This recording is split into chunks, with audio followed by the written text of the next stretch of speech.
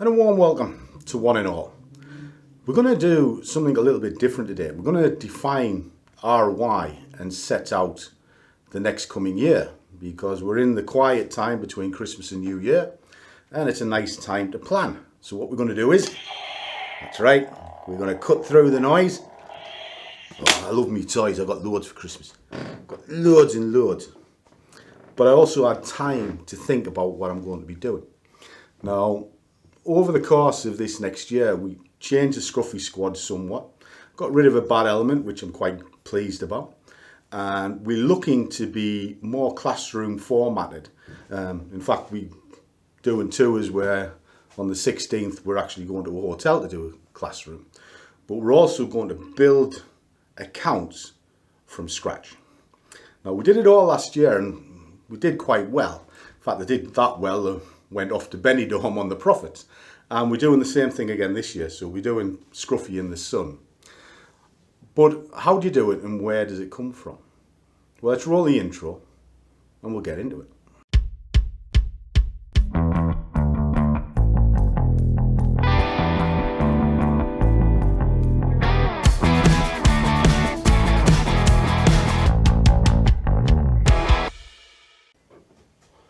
Okay guys, let me just quickly get a slurp, because we all know Scruffy likes a coffee and he needs it at the minute to lubricate his throat, because a bit of a bad throat. In other words, I've overdone it over the Christmas period. There's a shocker. But let's talk about something here. Now, I deal in ROI all the time. Okay. Now, a lot of people look at me and they go, well, what's ROI? Why is that more important than RR? Well, it's very simple. Your RR, for me, isn't in the equation. You should ask a question, is it worth it? And then that's where it starts and ends. That's simple. But if you're forcing trades by looking for 2-to-1s, 3-to-1s all the time, the narrative that you're told, you'll just be spinning wheels all the time. And the reason being is it has to be same target, same stop, same conditions all the time. It very rarely is. Okay? So look at it in a different way. ROI to me, return on investment, is built up through multi-facets. Now, each part of a business structure has to have some form of ROI in it in order to make money. Now, this leads into what's called the APs. Now, the APs are active and passive. And that's what you saw me build with the Vanguard last year. The Vanguard, once money goes in it, is passive. I don't have to do much with it. So for the year coming forward, I'm going to be following an AP structure based on an ROI. Let's see if I can put it into some context for you. Now, here in the UK where I live, we have a big red, I was going to call it a big red building. Well, it is. A big electrical retailer called Currys. Now, this process I'm about to put into place is kind of universal across the business world. It's about making their money work for itself. Okay? So what's Currys to start with? Well, it's a shop. Okay? So it's a shop. So we'll put shop there. All right? That'll come into play again in a moment. All right? So you've got your business structure to shop. What does it sell? It sells products. Okay? TVs, that sort of thing. So you got your product. Okay? So you got your product. Is that how that makes its money? No, it's not. And trading should be the same. You should always have multiple streams of income. Okay? So the shop is selling the product. What else can it do? Well, that product moves into insurance. So there's now 2 streams of income from that one building. 2 streams. Okay? Okay. So where's the second one come from? Well, it's an insurance against the product that it sells. So that's another stream of income. And it's a high value income. What else? Well, they might sell a delivery service. So they're now selling delivery services. Okay? So that's now a product, insurance and delivery. 3 streams of income from one product. What else might they sell? Well, they might sell a disposable service. So when they drop off your delivery, they might want to bin your old TV. So this here now has a bin. So the delivery service is now selling its own service. Okay, you with me so far? So that product has 1, 2, 3 lines of income. What else could it have? Well, the insurance side of it, if you didn't have the insurance, what's the telly broke? They also have a repair centre. So you can have another offshoot here doing repair. So you start building up a spider's web of different multiple facets.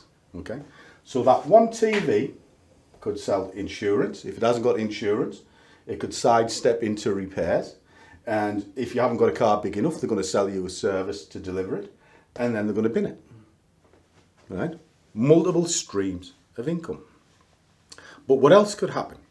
Well, all of this section makes profit. So what do you do with that profit? Well, you can now use the profit to reinvest into something else. So you could buy land.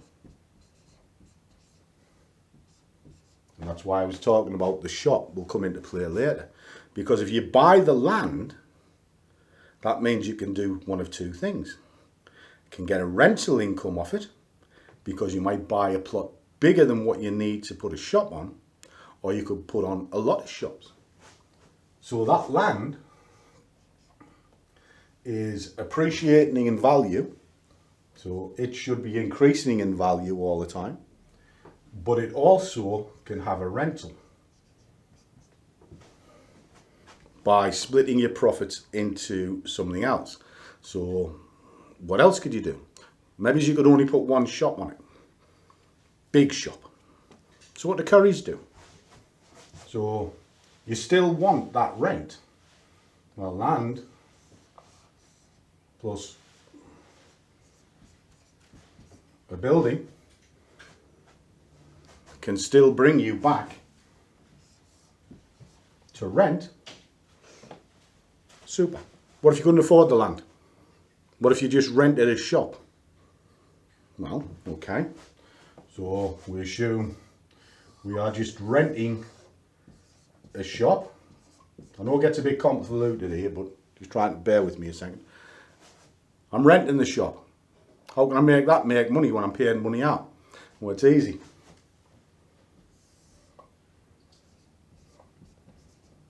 I'll sublet it. I'll sublet part of the shop into something else. Often you'll go in and there'll be a coffee shop in there. Okay. So Starbucks, Costa, they'll pay a rent to be in your place to get your footfall. Or they might have some other kind of concession. If you go to Tesco's, there's normally a cobbler's there. Something like that. But you're subletting it out. But talking of coffee shops, what if you made enough money you need a head office? And your head office is massive. Could you not put a canteen in that to feed the employees that's there? And not only are you feeding the employees, you're charging them for the pie and chips or the coffees or whatever, and you're making a profit on those employees. So the money you give them in wages, you're getting back at lunchtime. So what else can you do? Well, you can now look at saying, well, I'm going to take that into a business centre. This is something else that Currys have done. Business centres. What do they do there? Well, they lease product. They'll lease a computer and they put it into a subscription. So that business becomes a sub and a lease. So what I'm driving at here is very simple. Just because it's a shop and it sells a TV, that's not where its profit and streams of income end. It has multiple streams of income from one section. The telly went into insurance, the insurance went into repairs, came back down into deliveries and disposals, sometimes them disposals could actually be recycled and made money as well. So not only are they charging to take it away, they're then going to recycle that product. You take the profits into land. It's an appreciating asset. It grows in value year on year. Put a shop on it, well, then you can get a rentable income if you can partner with somebody or just get somebody to move into a shop that's spare. Taking it to a business centre. Lease your products to businesses. If they lease it, it becomes something that is cost and they can put it against a tax bill. So it becomes, well, tax efficient, shall we say. So one's taxable and one's a tax write-off. And that's where that comes in. So it doesn't matter about paying your subs. There's so many different ways. So what's that got to do with trading? Let me tell you. Let me wipe this down once I give you that. So what we're doing is we're starting with, I'm doing it this way. I'm starting with 2 accounts. So I'm going to have an MT5 with 200 in it, and that is going to be my FX account. So I'm only going to trade FX in there. I'm going to trade my web trader, which is my 250 bounty from last year. And I'm going to trade indices in here. And then I'm going to trade prop / Darwin. And I'm going to do commods in here. Right? But it starts here. All right? So September last year, you saw me started, build it up, did quite well. If you see the other videos, I cashed it out, left 200 quid in it. Fine, put 200 quid, or 250 rather, into this, because that's what you need for an indices in there. So I'm starting with an investment of 450. But I said I want multiple incomes. How can I do that? Well, I'm going to go back to the APs, active and passive.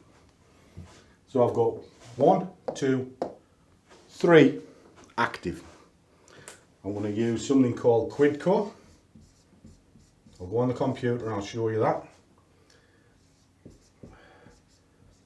Save the change. And Vanguard. So I've got 3 passive incomes. What they'll do is they'll work in the background, but then I also need a target. Well, what did I say at the start of this? We're going back to Benidorm. We're off to Scruff in the Sun. That personally is going to cost me quite a lot of money because I've got to pay for food, I've got to pay for the hotel for the guys, all sorts of different things that's got to be paid for above and beyond the collections that come in. All right, and I'm going to cover the cost of it. So I think if I go from 450, end of the year, I'll 10 times it, 4.5 grand.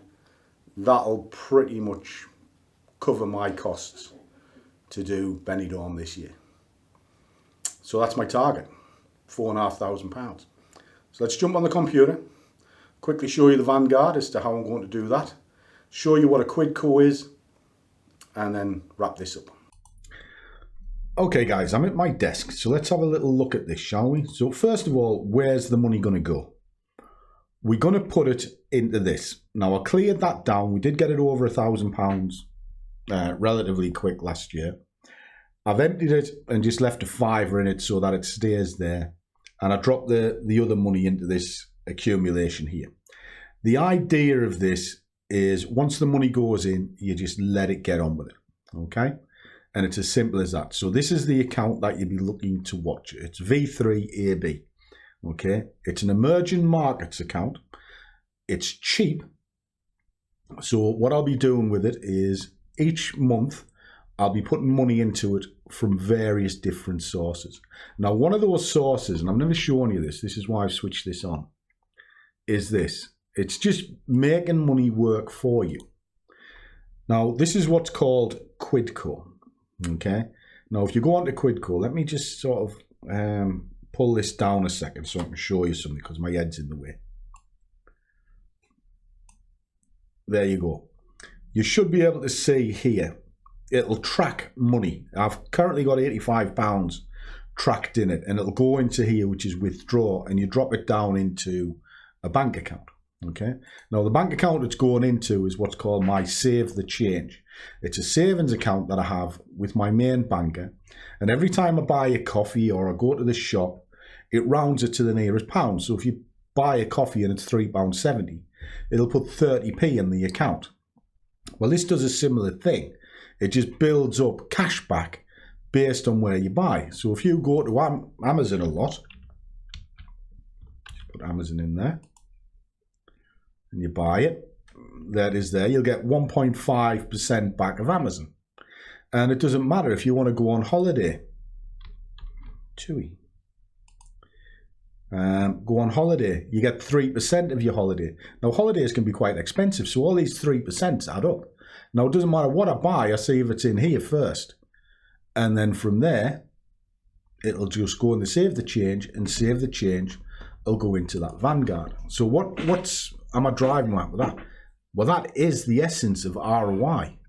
It's return on investment all the time, but it's also passive income. And because it's passive, you're not doing anything. So that means I can spend my time looking at the BlackBull account.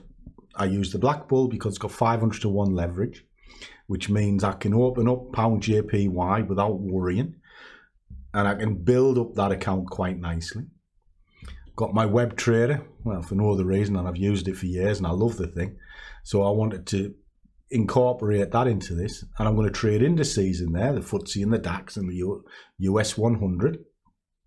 And again, just build that up separate, but I purposely keep them separate so one account can't destroy the other account. And I'll also do it at certain times. I like to do the BlackBull before 9 o'clock in the morning. I get up, it's the first thing that I do. The guys in the squad see it all the time. I'm in, I'm out, and then I walk. And every day it adds up. And it might be 2 quid here, 3 quid, 20 quid, whatever. They all add up. Then you add into the web trader. It might be doing 5 or 6 quid as well. So those two are added together. And then I can use the profit from them to buy a small prop, done it in the past, or buy a Darwin. Now the Darwin will take about 3 months to kick in. So there'll be a return on investment around April time for that. But prop, you can normally do it in about 6-7 weeks. So again, it's always about making the money work for you. And then I just have an end goal, and the end goal is 10 times the money. Why that?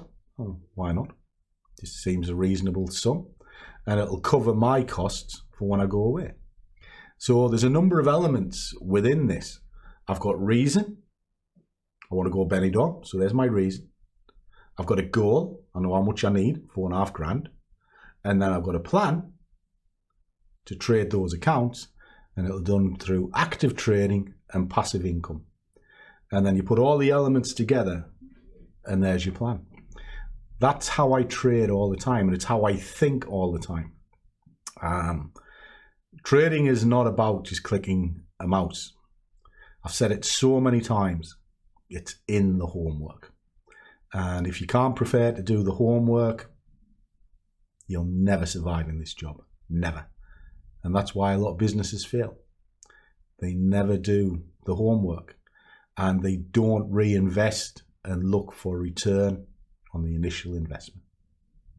So I hope that helps. I'll be back to it properly on the 11th of January. We're off on a cruise next week. First week back is normally a nightmare, so I always take that week off, and I'll see you on the other side. So as always, guys, trade well, keep your risk managed, but above all, do what you love, and the money will follow. See you all in the next one.